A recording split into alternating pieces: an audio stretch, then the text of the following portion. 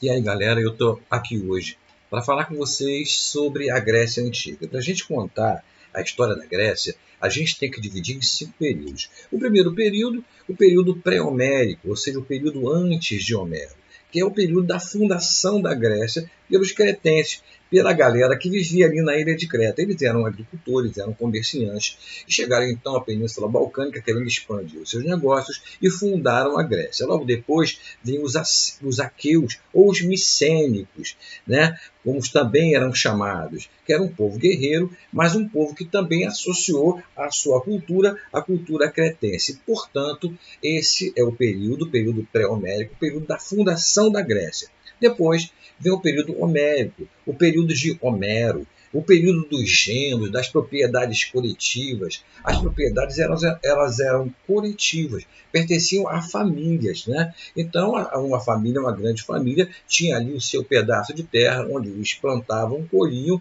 e dividiam em partes iguais. Tinha um líder, claro, tinha o pater, que era o patriarca, era o cara daquela família que detinha o poder político, o poder judicial e o poder religioso. Ou seja, quando eu falo poder político, o poder administrativo é que administrava aquelas terras coletivas chamadas de genos, tá certo? Então, esse é o período homérico. O período homérico por quê? Período também de Homero. Quem era Homero? Um poeta grego. Os poetas eram chamados de Homeros. Portanto, algum Homero escreveu, por exemplo, a Odisseia, a saga do rei de Ítaca. Depois de uma batalha, quando passa pela enseada das sereias, ouve o canto das sereias e fica de bobeira durante anos e anos, e só consegue retornar a Ítaca muito depois de ter passado por ali, pela enseada das sereias. É uma história recheada de mitologia grega, né?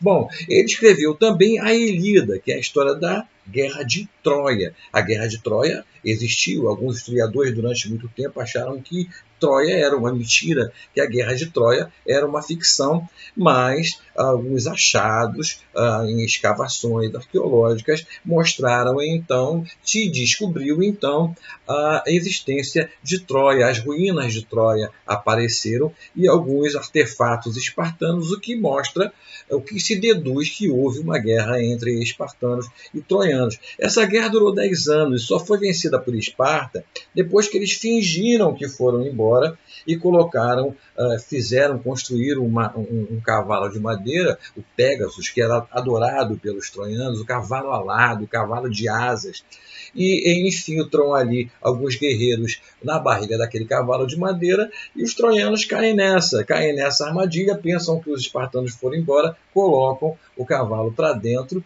das muralhas e ali, na madrugada, aqueles guerreiros saem de dentro do cavalo, matam os sentinelas, fazem lá o sinal, dão o sinal para que os espartanos pudessem vir, abrem os portões e assim Troia é derrotada.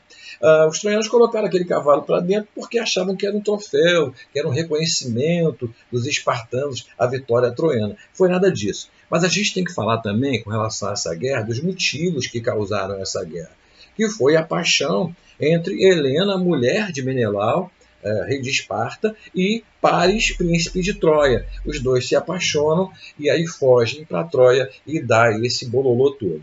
Tá legal? Bom, esse foi o período homérico. Depois vem o período arcaico. É o período da colonização da Grécia, o período do surgimento das primeiras polis, né?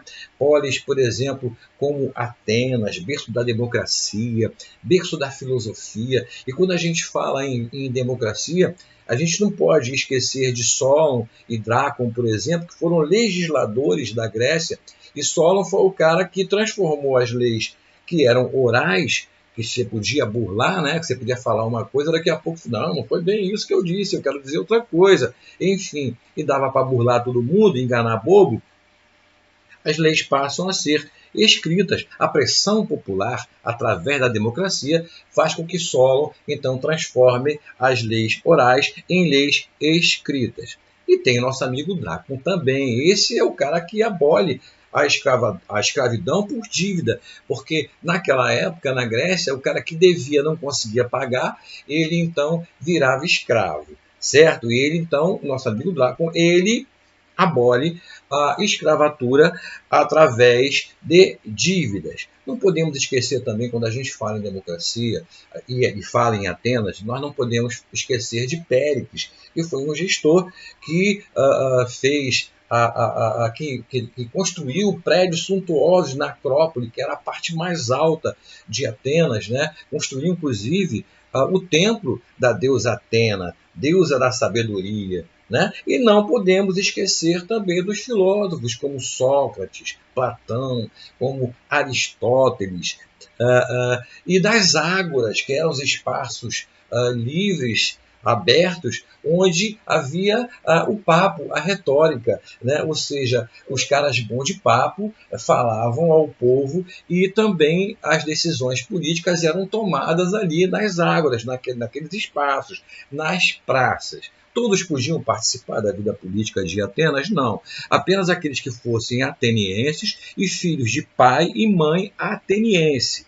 Certo? E é claro que escravos também não, e mulheres também não. Mas a democracia surge na Grécia, a filosofia surge na Grécia, especificamente em Atenas. Outras cidades-estado também são criadas, aparecem, surgem. Quando eu falo de cidade-estado, é porque as cidades da Grécia, cada cidade daquela tinha um poder individual, tinha o seu rei, tinha a sua política, enfim, eram cidades-estado que, em caso de invasão estrangeira, se uniam, mas às vezes até brigavam entre elas. Uma outra cidade-estado muito importante foi Esparta. Essa cidade já era uma cidade militarizada, onde os meninos eram retirados de casa muito cedo para fazer o seu treinamento.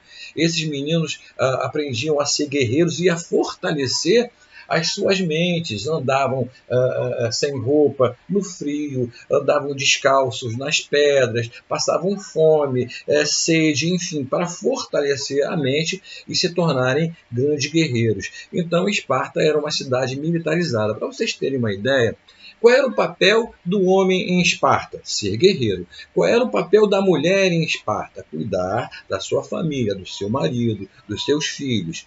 Mas tinha um negócio. A mulher espartana, ela fazia exercícios físicos constantemente, porque os espartanos acreditavam que uma mulher forte, ela poderia dar à luz a filhos fortes.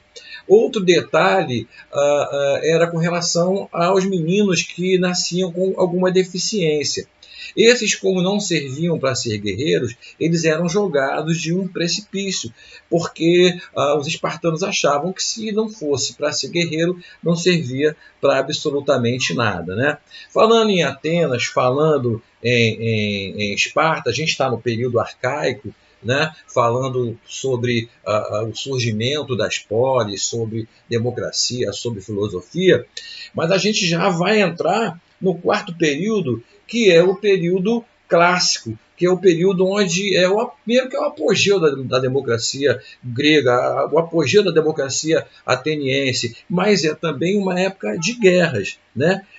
A Guerra do Peloponeso, por exemplo, que foi uma guerra que aconteceu entre a Liga de Delos e a Liga do Peloponeso. Atenas era líder da Liga de Delos, era líder. E Esparta não se agrada e então sai da Liga de Delos, forma uma outra liga, a Liga do Peloponeso, liderada por Esparta, e a Liga de Delos continua sendo liderada por Atenas. Essas duas ligas, essas duas cidades-estado líderes, entram em guerra, que se chama a Guerra do Peloponeso. Né? E essa guerra é vencida por Esparta. Não podemos também esquecer, nesse período clássico, das guerras médicas, que não tem nada a ver com medicina, não tem nada a ver com médico.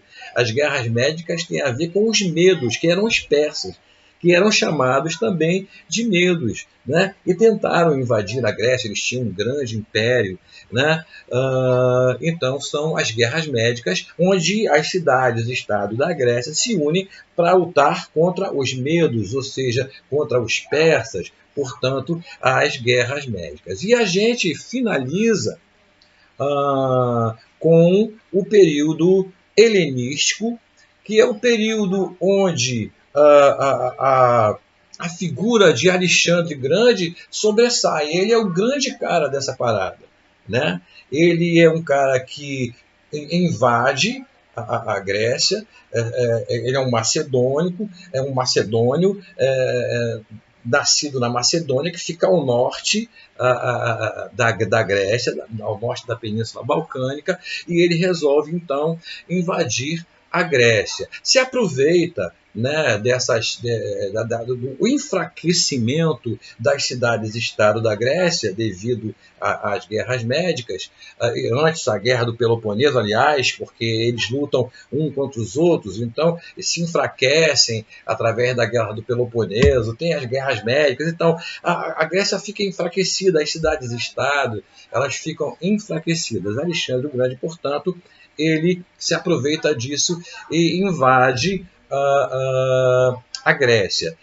Agora, malandramente, Alexandre, o que ele faz? Ele, em vez de esmagar a cultura grega, ele percebe que a cultura grega é muito importante, até mesmo porque ele foi aluno de Aristóteles, né? O filósofo grego. Então, ele aproveita aquela cultura grega e associa a cultura macedônica. E dá, inclusive, mais ênfase à cultura grega. Ou seja, os povos dominados não têm a sua cultura esmagada, não. Têm a sua cultura exaltada. E assim ele consegue formar um grande império. O período helenístico começa com a decadência de Alexandre. Alexandre ele morre, não se sabe se envenenado ou de uma causa natural, talvez de malária, né? Ou então foi envenenado por algum recalcado, algum inimigo.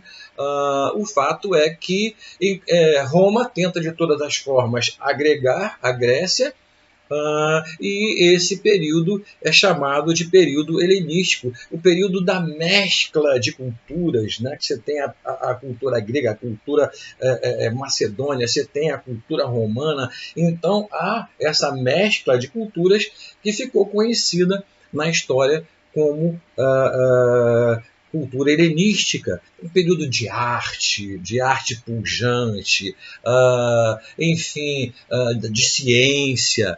É um período de muita cultura, um período muito produtivo, culturalmente, artisticamente e cientificamente falando, tá legal? Então, galera, esses foram, na realidade, os 5 períodos que a gente passeou pela a história da Grécia: período pré-homérico, período homérico, período arcaico, período clássico e, por fim, o período helenístico do nosso querido Alexandre o Grande. Fiquem com Deus, tudo de bom e até a próxima.